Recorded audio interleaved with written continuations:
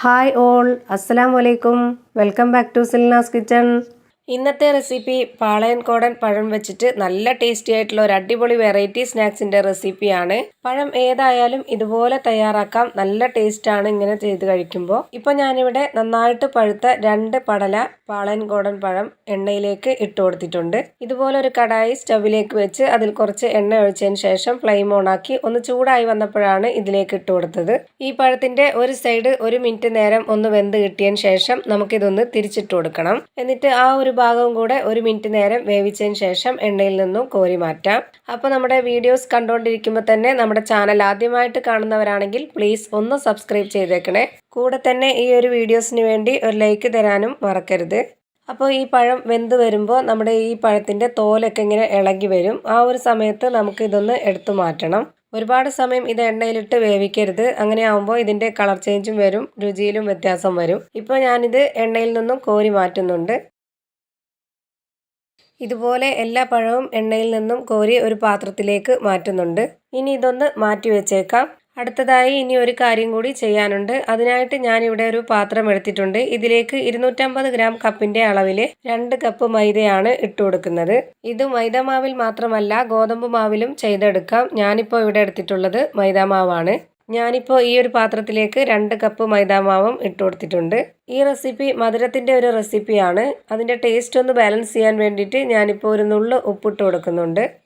ഇനി ഇതിലേക്ക് മധുരത്തിന് വേണ്ടിയിട്ട് പഞ്ചസാര പൊടിച്ചതാണ് ഇട്ട് കൊടുക്കുന്നത്. 1/4 കപ്പ് അളവിലാണ് ഞാനിപ്പോൾ എടുത്തിട്ടുള്ളത്. മധുരമൊക്കെ ഓരോരുത്തരുടെ ഇഷ്ടാനുസരണം കൂട്ടിയും കുറച്ചൊക്കെ ഇട്ട് കൊടുക്കാം. ഞാനിപ്പോൾ ഈ ഒരു മധുരം ഇതിലേക്ക് ഇട്ട് കൊടുത്തിട്ടുണ്ട്. ഇത്രയും പഞ്ചസാര എടുത്തപ്പോൾ തന്നെ അത്യാവശ്യം മധുരമുള്ള നല്ലൊരു സ്നാക്സ് ആണ് കിട്ടിയിട്ടുള്ളത്. ഇനി ഇതിലേക്ക് 1 സ്പൂൺ അളവിൽ നെയ്യാണ് ഒഴിച്ചു കൊടുക്കുന്നത്.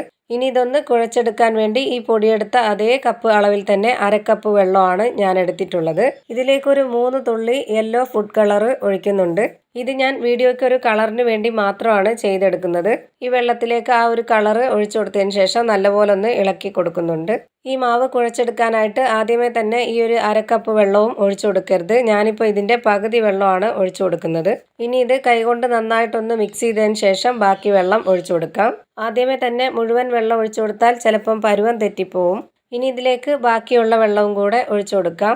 ഇനി ഇത് ചപ്പാത്തിക്കൊക്കെ കുഴച്ചെടുക്കുന്ന പോലെ നന്നായിട്ടൊന്ന് കുഴച്ചെടുക്കാം. ഞാനിപ്പോൾ ഈ ഒരു മാവ് കുഴച്ചെടുക്കുന്നത് ഇതേ പാത്രത്തിൽ തന്നെ വെച്ചിട്ടാണ്. നിങ്ങൾക്ക് വേണമെന്നുണ്ടെങ്കിൽ കൗണ്ടർ ടോപ്പിലേക്കോ അല്ലാന്നുണ്ടെങ്കിൽ വലിയ ഒരു പരന്ന പാത്രത്തിലേക്കോ വെച്ച് കുഴച്ചെടുക്കാവുന്നതാണ്.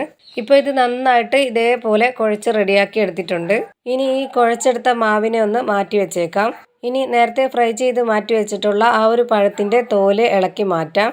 ഞാനിപ്പോൾ ഈ ഒരു പഴത്തിൻ്റെ തോല് ചൂടോടെ തന്നെയാണ് ഇളക്കി മാറ്റുന്നത്. നിങ്ങൾക്ക് വേണമെന്നുണ്ടെങ്കിൽ ചൂടാറിയതിന് ശേഷം ഒലിച്ച് മാറ്റിയാലും മതി. ഇപ്പോൾ ഞാനിതുപോലെ എല്ലാ പഴത്തിൻ്റെ തോലും ഇളക്കി മാറ്റിയിട്ടുണ്ട്. ഇനി ഇതുപോലെ ഒരു ബോർഡ് എടുത്തതിന് ശേഷം അതിലേക്ക് കുറച്ച് എണ്ണ ഒന്ന് സ്പ്രെഡ് ചെയ്ത് കൊടുത്തിട്ടുണ്ട്.